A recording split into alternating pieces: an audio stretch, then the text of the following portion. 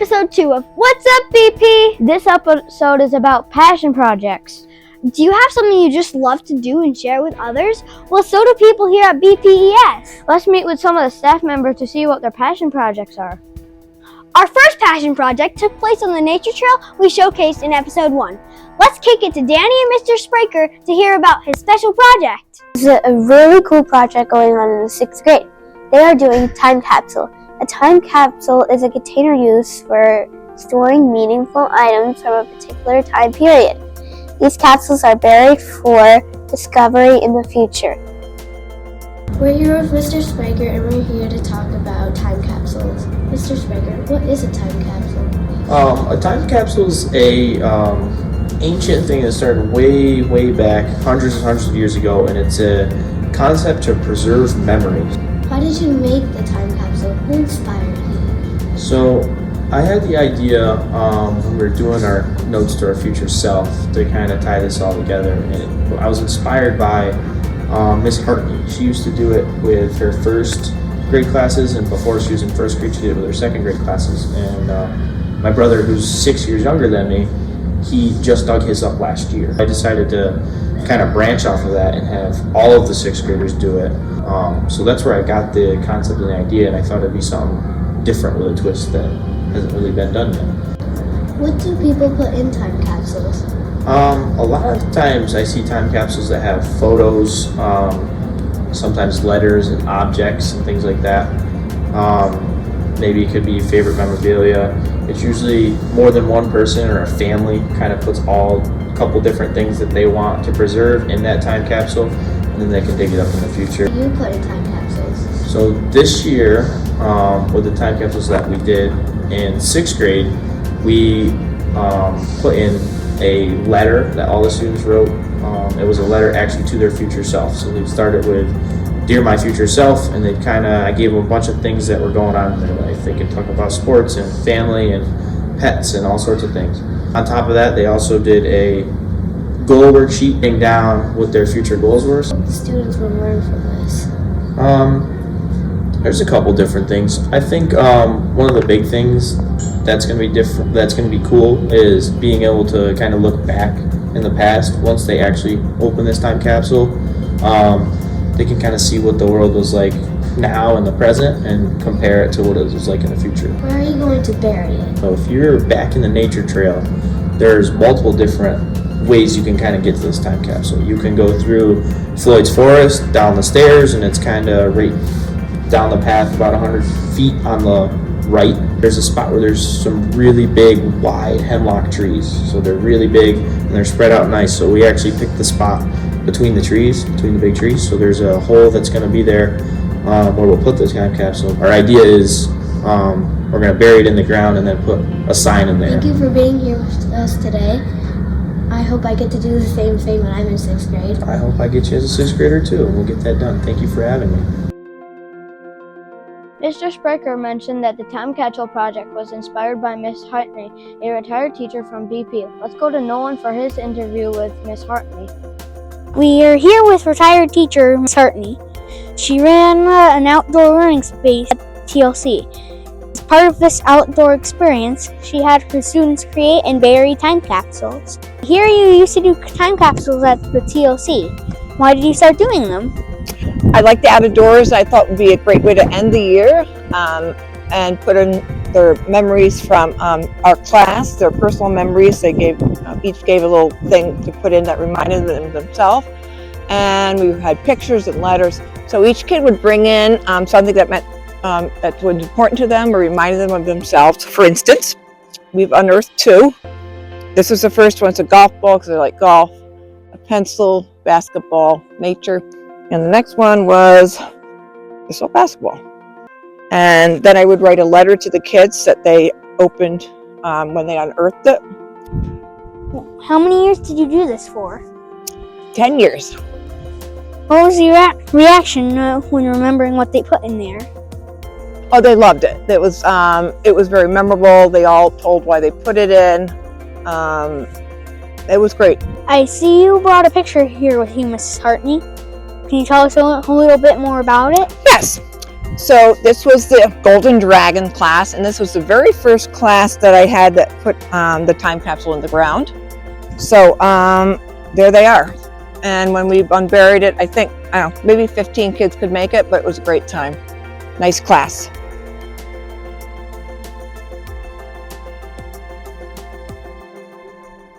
I can't wait until next year when I'm in 6th grade and get to be a part of that super cool project. Now let's shoot on over to Jonah to hear about Mrs. Gifford's passion. Basketball is one of my favorite sports. I like competing and it's fun. Did you know that a pre-K teacher in our school plays basketball? Let's find out who she is and learn more about her passion for this awesome sport. Hi, I'm Jonah and I'm here to interview Mrs. Gifford about her passion for basketball.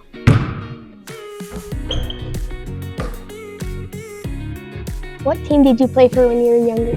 When I was younger, I started playing basketball when I was in elementary school, but I played at Johnstown High School until I graduated from there in 2001. What or who inspired you to play basketball? That's a good question. I just liked the game of basketball, but a lot of people in my family played basketball. My dad played basketball, my grandfathers played basketball, and I'm the oldest of 5 girls, and we all play basketball. And I have 2 daughters, and they also play basketball. So it's kind of in my blood. Why do people play basketball? I mean, I think people play for different reasons. Some people play to have fun. Some people play to hang out with their friends. Some people play because they like the sport. So I think it depends on the person. What position did you play? I was a forward. I usually was the 4. And we were a pretty fast team when I was in high school, so we did a lot of full court press, and I was usually the person on the ball that trapped on the sidelines. How long have you played for? Probably over 30 years. Have you ever won a championship? We won the Foothills Council Championship when I was a senior. Do you still play? Are you going to play in the Wizards versus Patriots game? I don't play that much anymore, but I am going to dust off my shoes and play in the Wizards game on February 29th. I do play a little bit because I coach modified girls basketball here at BP, and I've coached youth commission throughout the years. So I play a little bit, but I do more coaching now than I do playing. Thank you, Mrs. Gifford, for talking with us. Good luck at the Wizards versus Patriots game. Wow, she's really cooking. Speaking of cooking, let's head over to the kitchen and see what's happening there. I love to bake. Me too, it's so fun. I wish we could do it at school. Well, did you know that we can? What do you mean? Mrs. Hanson is starting a Baking Around the World Club next year. Wow, that's so cool. Let's check in with Mrs. Hanson to hear about how her passion for baking turned into a cool club here at BPES. Hi, I'm Ellie, and today we're going to interview Miss Hanson about baking. How long have you been baking? I've been baking since I was a teenager. What is your favorite thing about baking? I love to make desserts, and I love to eat them, but I really love to give them to other people, and I love to do something that would make somebody happy. What inspired you to start cooking and baking? Well, did I mention I love desserts? So my mom wasn't really as into cooking and baking when I was a kid, and so I learned to cook and bake from the mom of a friend of mine. And she was, and still is, a really great cook and a really great baker. And so she taught me everything I know, and then I started watching food shows on TV and trying out new things. What inspired you to turn the room into a Cooking Around the World room? How did that happen? So as you can see, this is an area that looks like it could be a kitchen. And it used to be a kitchen when the middle school was here. And what I do is I use food in my lessons sometimes to teach a lot of different things. Math, social studies, ELA, and I got that idea from when I was first teaching. And you know, everybody eats. It's something that can apply across the board, no matter what age you are, no matter what you can do or what might be difficult for you. And so that's what I thought we would do here, is turn this kitchen into a cooking around the world kitchen. And so the boxes here, some of these things are cooking tools like a wok, and some other things like a mixer. And so we're going to create a space in here that's a functioning kitchen, but we're also going to decorate it so that it shows some things about different people around the world. And we hope kids here at Broadalbin-Perth will learn about the world by cooking and eating with their classes. Is this a club? If so, what do you do? How often do you meet? So this is going to be a club next year. So as you can see, we've got some work to do here in the Cooking Around the World kitchen, and we're going to get that started. And then next year, Mr. Paquin and myself are going to be advisors of a club for Cooking Around the World. What is the benefit for having a kitchen for students? Where do I start? There's so many benefits for having a kitchen with students. I think it's great for kids to work together and for kids to work together with adults. It makes me remember being with my grandmother, and she was German, and so she taught me how to make a German noodle recipe called Spätzles. And so it can help kids to learn about their own roots, or, different countries around the world based on whatever they're learning about. So for example, this one has to do with China. And so we could learn some different recipes and do some cooking, and we would learn about why those foods are eaten there. And that helps us to learn about geography. And there's also math. And of course, everyone loves to eat, right? We all have to eat to survive. And at our school, we also have the greenhouse that's going to be out in the back. And so we can link the science along with social studies, math, ELA, and it's just really fun. One thing I found that I like to do is travel. And so I've gone to different places around the world, mainly with my children, and I've loved being in different places, and it's great to see what's there and to, of course, eat the food. Wow, this was so cool. I can't wait to do this someday. Thanks for joining. It's been so great talking to you girls. And as you can see, this is the before version of the Cooking Around the World kitchen. I hope you'll come back and see me after, and maybe we can do this again. All that talk about cooking is really stirring up an appetite for the clubs that we have at our school. Speaking of clubs, I'm really enjoying this play this year. Me too! I can't wait to play Cat in the Hat in our spring production. I hear we have a teacher in our school who also is doing a spring production. Really? Who? Our librarian, Miss Courts. Let's find out about Miss Courts' passion project. Drama! I'm Austin here, and this is Wendy. We're here interviewing Miss Courts for her passion for drama. How many plays have you been in? I have been in at least 30 plays, but that includes ranging from musicals, skits, and it's even more than that because I've also written some of my own work as well. How long have you been doing plays? I have always enjoyed acting out and singing my favorite musicals and plays. What was your favorite role that you played? I really have enjoyed every role that I've played, from Lori in Oklahoma to Mary Poppins to Cinderella, Belle. I've acted as Lady Pirates, and Wagon Wheels West was a great show where I played a girl traveling out west. That was a lot of fun too. What is your all-time favorite play and why? I've had so many favorite plays. I would say Oklahoma, because it is actually based on a book called How Grow the Lilacs, and it chronicles the life of what it was like to be a farmer or a cowboy when Oklahoma was just becoming a state. I tend to like a lot of musicals that are based on books. Most of them actually are.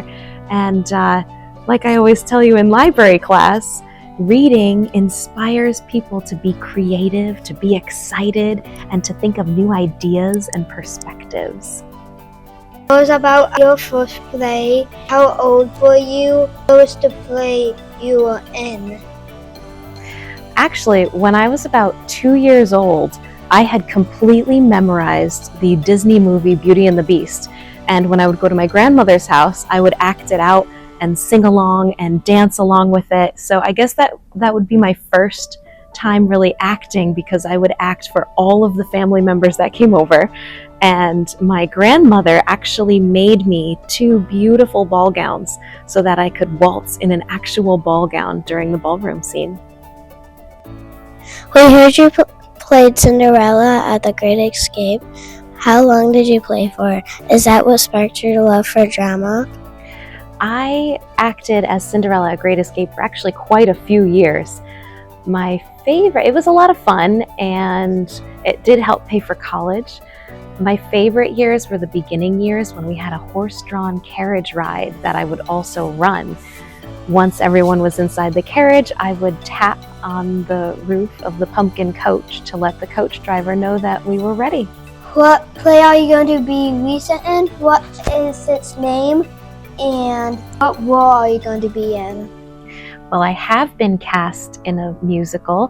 I have been cast in the original 1957 version of Roger and Hammerstein's Cinderella, and I have been cast as Cinderella. Any advice you have for young drama students? I have always enjoyed researching the play that I'm in, especially the character. There's a lot of information that goes into these shows, so the more you know about the history of the show and all the different characters in it and the time era that it's set in, I think that really helps with your understanding of the character. And even if you don't have a speaking line and you're on stage, you'll have a better idea of what acting motions you want to make, so that you're advancing the plot in the background but not taking away from what's going on in the front of the scene. Thank you for joining us today. Break a leg. It means having luck, guys. Not breaking your actual leg. It just means good luck. One of the things I love about drama is the music. Another interesting club we have here at BPES is the Guitar Club with Mr. Labarca. Let's drum on over to Hunter and Daisy to hear more about Mr. Labarca's passion project, music. You know the first guitar was made in ancient Egypt? Find out more about music with Mr. Labarca. Hello, my name is Daisy. And I'm Hunter, and we're live in the field with Mr. Labarca talking about his passion, music. Say, Mr. Labarca, why do you like music so much? How can it help us at school? Well, I love music. It's always been a part of my life. I've been playing since I was 14. And so last year was my first year ever working here, so I wanted to bring something really cool and exciting to the school. So I decided to make the first guitar club. So we have our guitars over here. So what we do in the club is I instruct students in order to learn how to play chords, learning their favorite songs, and really expressing themselves by talking about their favorite types of music, what they do at home, talking about how they use music in their everyday lives, and really enjoying it as we go on throughout the school year. Do you play any other instruments? If so, which one is your favorite? I play a number of instruments. My favorite is guitar. I love it. It's by far my favorite instrument of all time. Obviously. I play drums. I play piano. I play a little bit of clarinet. And then also I sing a little bit and play bass. How did you get interested in the guitar? Who taught you? Well, actually, I am self-taught, meaning that I taught myself how to play at first. And then later on, as I went to college, I started taking private lessons to learn a different genre of music. So what inspired me the most to play guitar was actually a very old game. Do you guys remember Guitar Hero?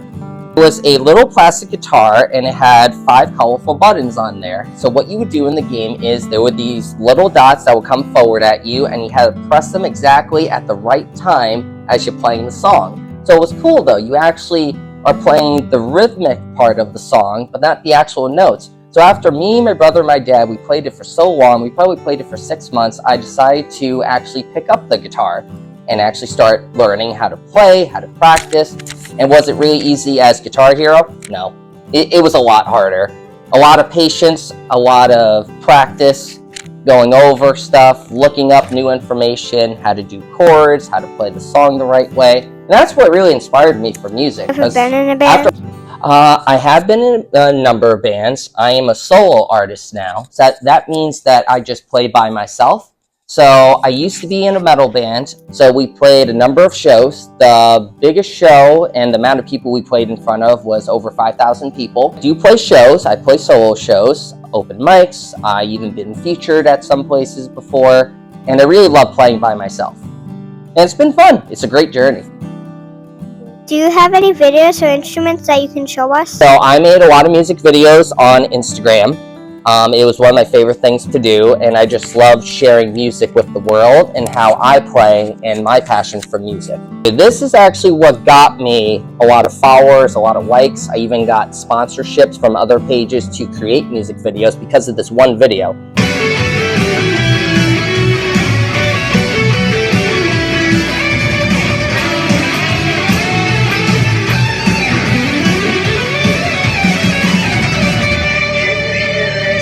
This is actually by far my favorite guitar ever because the body is smaller, so it's all made of black. And what's actually cool about it is I can actually plug it into my computer right there and then program this little thing called a pickup inside. As you see, there's little knobs over here, and I can make my guitar sound different. Unfortunately, I don't have an amp to plug it into, but I could play you something if you guys like to hear. My favorite songs. You know the song Landslide by Fleetwood Mac? Kinda? Okay, here, I'll play it for you. One of my favorite songs to play.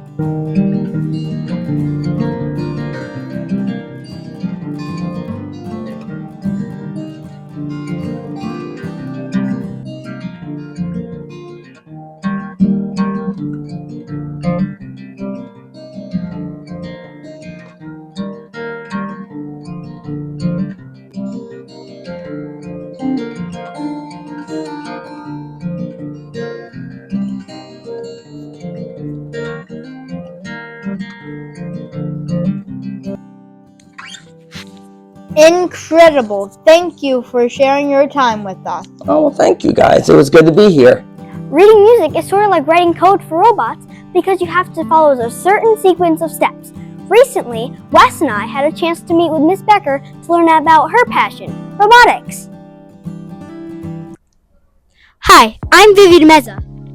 And I'm Wesley Fraser, and today we're interviewing Miss Becker about her passion for Legos and robots.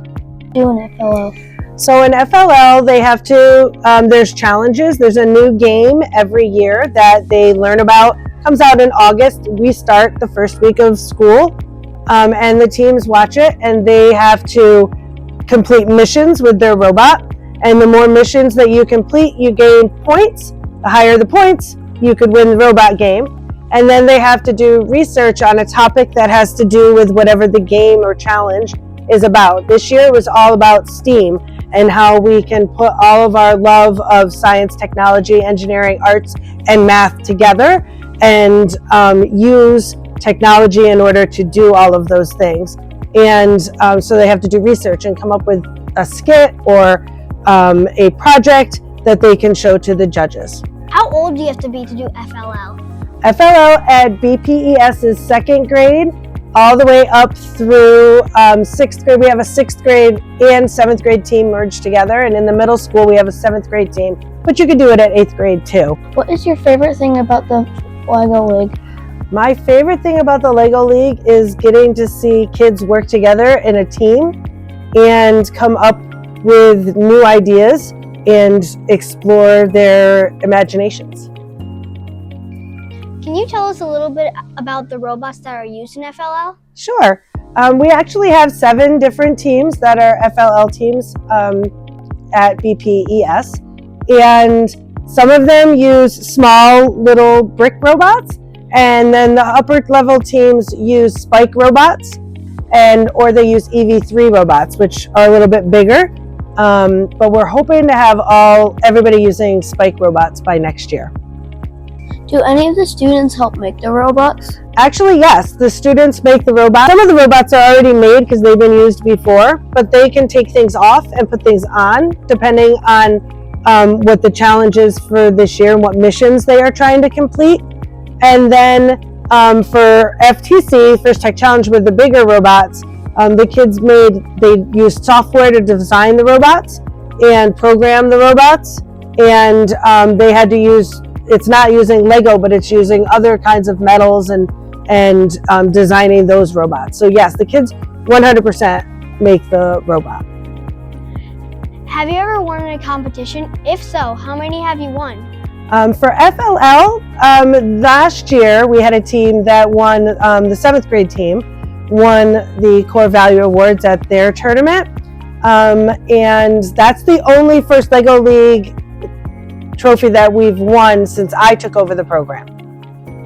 When I coached FTC, which is First Tech Challenge, my team was very successful, and we did win several competitions and even went to the World Championship once and qualified to go the second time, but it got canceled because of COVID. Do you have any pictures, trophies, or medals from the FLL?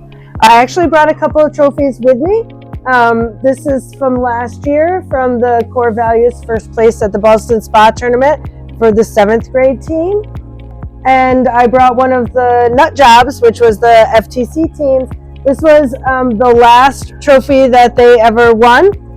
This was at the regional championship, and they won the Connect Award. Thank you for your time. We really appreciate it. I hope more kids will do FLL. Thanks for having me. Thank you for watching. We hope you enjoyed learning about our staff here and maybe discover something you might be passionate about too.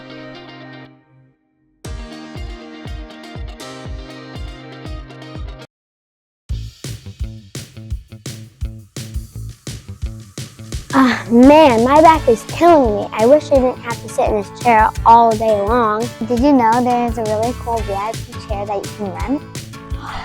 What do you mean? For 50 Pager Bucks, you can rent it for half a day. And for 100 Pager Bucks, you can rent it for the whole entire day. Wow, so cool! Tell me more.